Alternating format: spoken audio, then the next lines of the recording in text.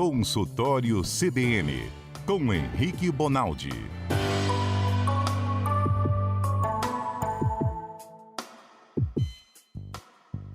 Doutor Henrique Bonaldi, boa tarde. Ei, Patrícia, boa tarde. Boa tarde a quem nos escuta, ao Pedro, a todo mundo aí. Olha só, estamos fazendo uma pesquisa aqui com os nossos ouvintes no Instagram e no Twitter, perguntando se eles estão sentindo falta do banco da escola, já que hoje começa a aula para muita gente, até semana que vem muitos alunos voltam para as salas de aula.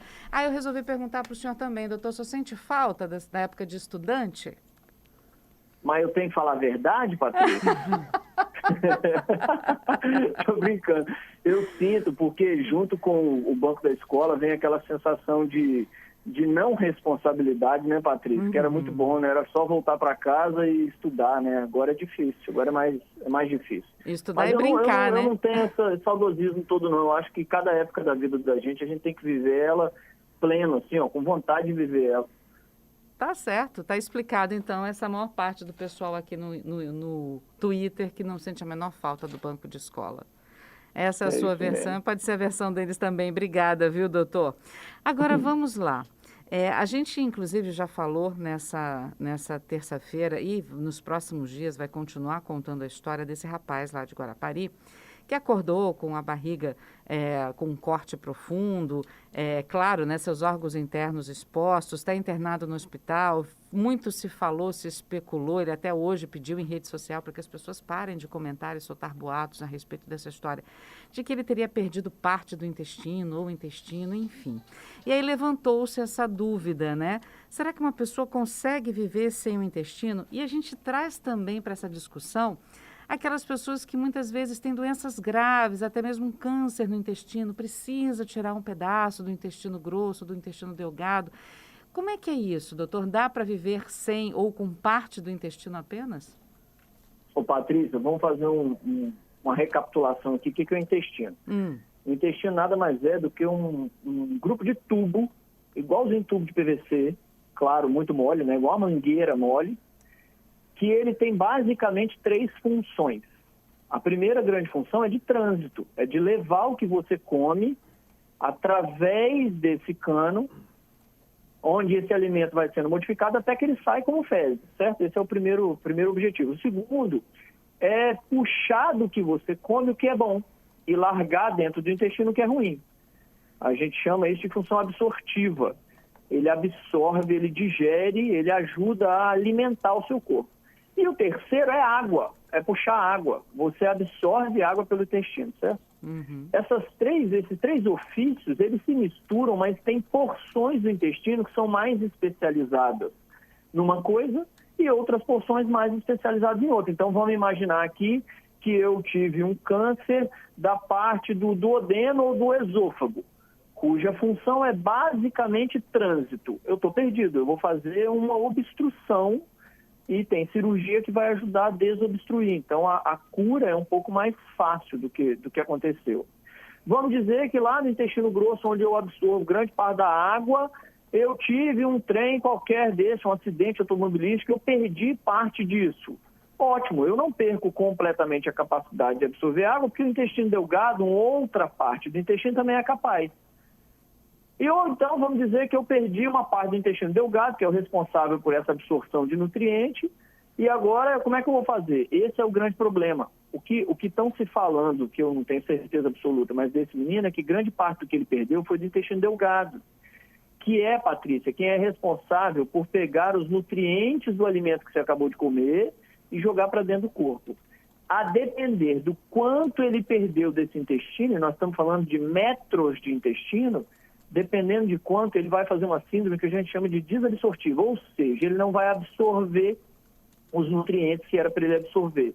E aí é super difícil resolver isso, porque as outras partes do intestino não fazem isso com tanta competência. A parte que é responsável por trânsito, ela consegue absorver pouco. A parte que é responsável pela água, ela consegue absorver pouco. Então, a depender da quantidade de intestino que ele perdeu, vira um negócio muito difícil de você lidar. Por vezes, na UTI, para vocês terem ideia, quando o paciente não funciona essa parte ou perde completamente, ele fica com aquela nutrição que vai direto na veia. O que é isso que eu estou dando para ele? Eu não dou arroz, feijão batido na veia, não. O que eu dou para ele é um micronutriente. Eu faço a digestão para o lado de fora do corpo dele numa máquina e a máquina já manda para dentro da veia digerido, limpo, tudo certinho. Então, o abdômen, Patrícia, ele é uma caixinha de surpresa. Pode ser desde nada, fecha a barriga e pronto, vai para casa, até passar aquelas bolsas que vocês já viram, colostomia, ileostomia, que são aquelas bolsinhas que vocês viram o Zafiro outro dia desfilar com ela, até síndromes graves que levam a óbito. No caso desse, eu não sei se cabe essa questão dessa forma, mas eu só falei em metros, né? Quantos metros tem o intestino delgado, o intestino grosso, e qual o mínimo que a gente consegue viver com eles? Nós estamos falando de 3 a 8 metros, a depender do tamanho, criança, adulto e tudo mais. E nós temos um grande problema aí. Nós não estamos falando só de cálculo em metro, Patrícia, que determina isso. É determinada região. Então, tem uma determinada região X que está entre... Vamos dar um exemplo. Entre o 3º e o 4º metro, tem uma região específica que ela é muito boa para absorver tal coisa.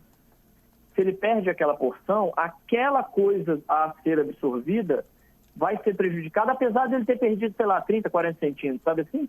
Ao passo que ele pode perder 1,5 m, 2 de uma outra região, que não é tão especialista assim. Então, o abdômen não é um negócio fácil. Geralmente tem que acompanhar o caso para entender quais são as disfunções, o que ele não vai conseguir fazer. Agora, Patrícia, isso é depois de um jogo imenso ganho, tá? Isso é depois de matar 3.496 leões. Por quê? O grande problema agora é o seguinte, a desidratação que o sujeito sofre com essa barriga aberta exposta ao ar é um negócio assim fantástico. Nós estamos falando de litros de água que ele perde em 2, 3 horas com o abdômen aberto. Então, esse é um primeiro grande problema. Refazer a parte hídrica, deixar esse cara hidratado de novo. E o segundo é um negócio chamado peritonite. O que é isso? O abdômen é envolto por uma carapaça, que é uma carapaça que protege o abdômen. É por isso que a mulher grávida, ela consegue distender mais o abdômen e voltar. É por isso que a gente aguenta ter aquele abdômen distendido por gases. É por isso que a gente aguenta massagear o abdômen. Por que a gente aguenta fazer isso? Porque o abdômen está protegido.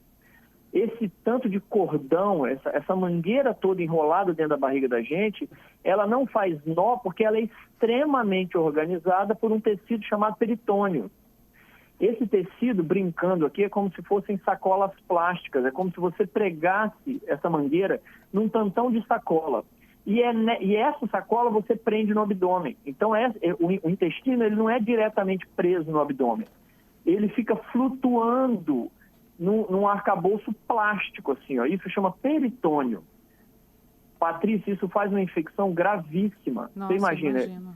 O relato é que tinha areia no peritônio. É verdade. Isso. Então, e nós estamos falando de metros de peritônio. Dentro de uma cavidade que, além de não ter micróbio, não tinha ar, não tinha água, não tinha nada. É uma cavidade completamente limpa. Agora, para vencer isso aí, é uma catástrofe.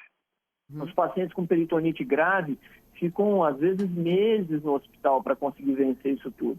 Então, é uma condição muito severa, muito grave, que ainda vai dar muito quiprocó, como diz minha mãe. A sorte é que ele é um moleque muito novo e tem oração atrás de oração atrás dele para ele conseguir sair dessa bem.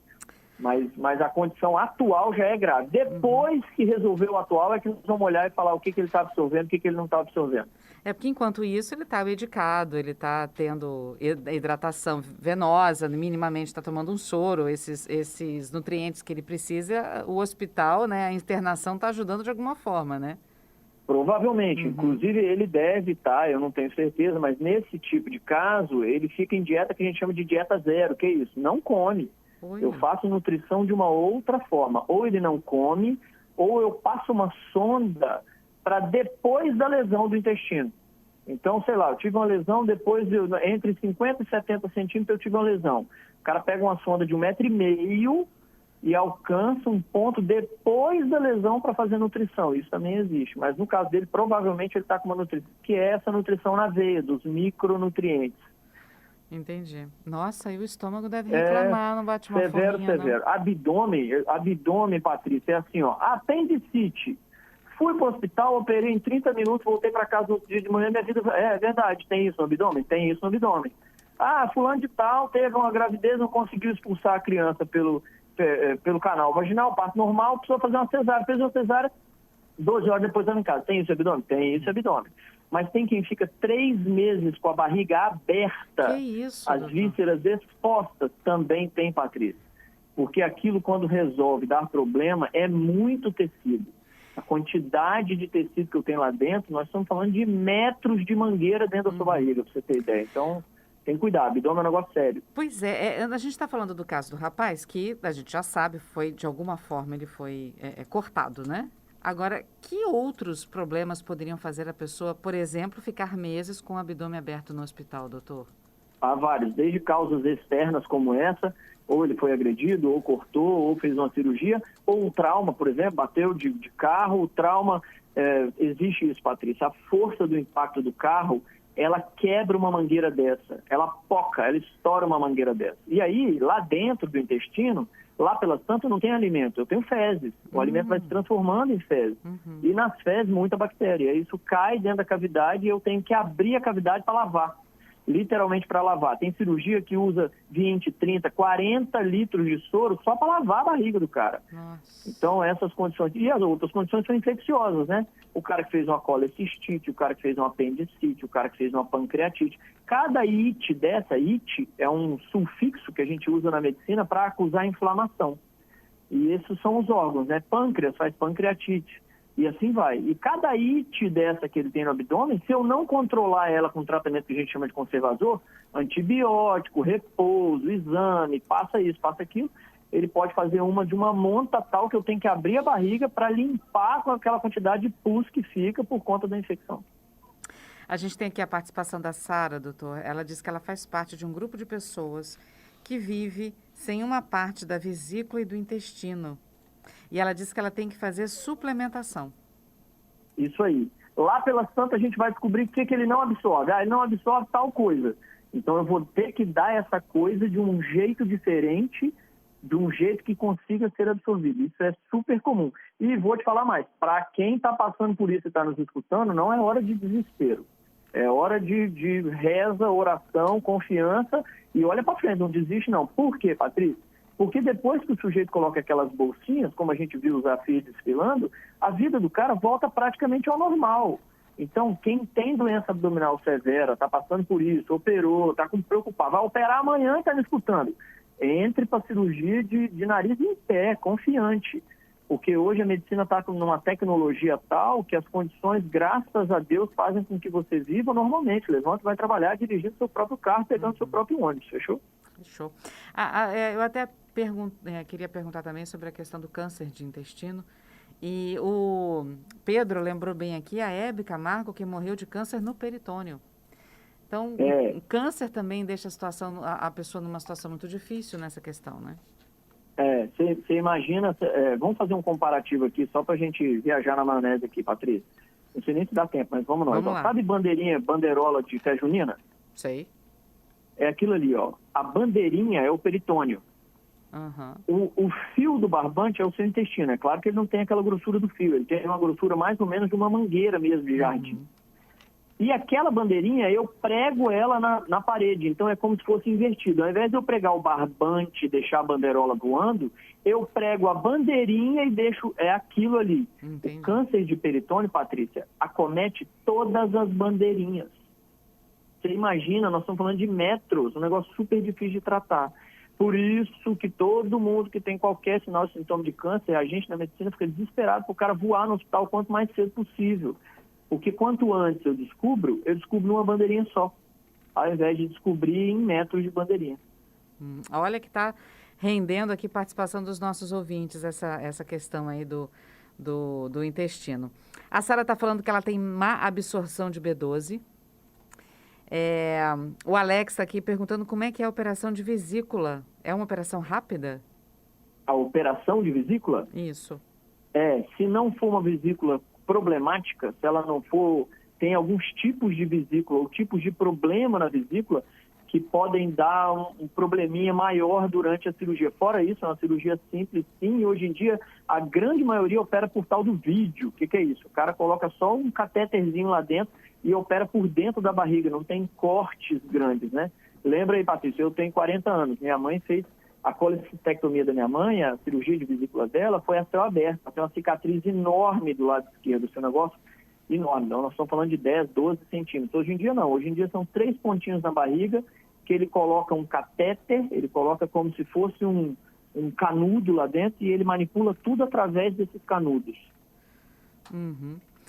Sobre a má absorção da B12 aqui na pergunta da Sara, eu tenho aqui uma pergunta para o senhor, doutor, porque eu já tive, né, particularmente falando, caso de má absorção de B12 também. Eu tive que tomar algumas injeções de B12. Menino, o trem dói, hein? Mas é o jeito com que você consegue absorver, né? Uhum. Se você está em Depois melhorou, foi só um período assim que houve uma má absorção. E aí eu tive que tomar algumas injeções de B12. Menino, eu senti, viu? E se você não consegue pela boca, você tem que transformar ela de um jeito que você aceite ela via que a gente chama de parenteral, ou muscular ou venoso, né? Tem que dar por esses... São as vias de nova absorção que o sujeito vai ter que criar cada vez que ele tiver algum problema em parte do intestino. Não tem jeito, porque viver sem ele não consegue. Consigo viver sem B12? Não. Consigo viver sem ácido fólico? Também não. Consigo viver sem, sei lá, selênio? Não. Tem um monte de coisa no seu corpo que você precisa para sobreviver. Se por acaso você perdeu uma parte do intestino que é responsável por isso, tem que suplementar. A dona Maria está aqui. Se é o intestino que absorve tudo, o que o estômago faz? Não entendi. Se é o intestino que absorve tudo, o que o estômago faz? Massa essa pergunta, dona Maria. É o seguinte, o estômago tem por excelência, por função, acumular a quantidade de coisa que você está comendo. Porque pensa comigo, na mangueira ela tem uma bitola, sei lá, 2 centímetros, 3 centímetros, ela tem um diâmetro. Se você está lá no churrasco, comendo aqueles pedaços de carne, que você não dá tempo de comer e mastigar direito e já engole, a carne entra com 4 centímetros. Aí entope o intestino. Então, o que o estômago faz? Ele armazena, ele é uma bolsa que distende, Patrícia, só para você ter ideia, o estômago normal, ele vai de 100 ml a 1.800, o mesmo estômago. Ele tem capacidade de distender. Quase 2 litros. Aí ele tem estômago de obeso severo que tem 4, 5 litros de estômago. É um negócio que, ele é um tecido, ele é uma sacola que consegue distender. Ele é igual uma bexiga de encher, balão de encher festa. E aí, o que ele faz? Ele deixa armazenando ali aquilo tudo que você está comendo, e ali é a primeira digestão, ali é onde quebram-se as primeiras moléculas. Vai deixando aquilo um caldo. É meio nojento falar assim, mas é literalmente isso.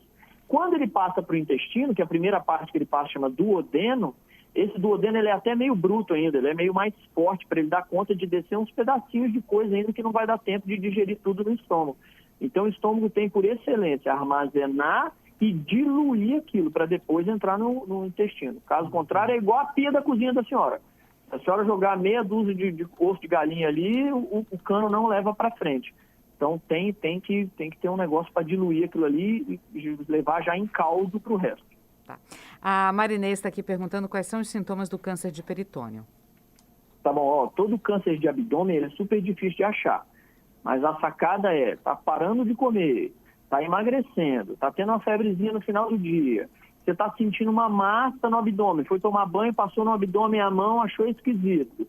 Ou então tá começando a ter problema para defecar, para fazer as fezes, a gente chama às vezes até de fezes em fita, porque as fezes vão modificando de acordo com o que vai acontecendo. Opa, levanta a mão e corre. Ou então, por exemplo, o sujeito ficou amarelado, tá com coceira no corpo, qualquer coisa diferente dessa, gente, não é pra gente ficar em casa, não. Tem gente que fica com essa sensação, esse amarelão, que é icterícia, que o povo chama de tiriça.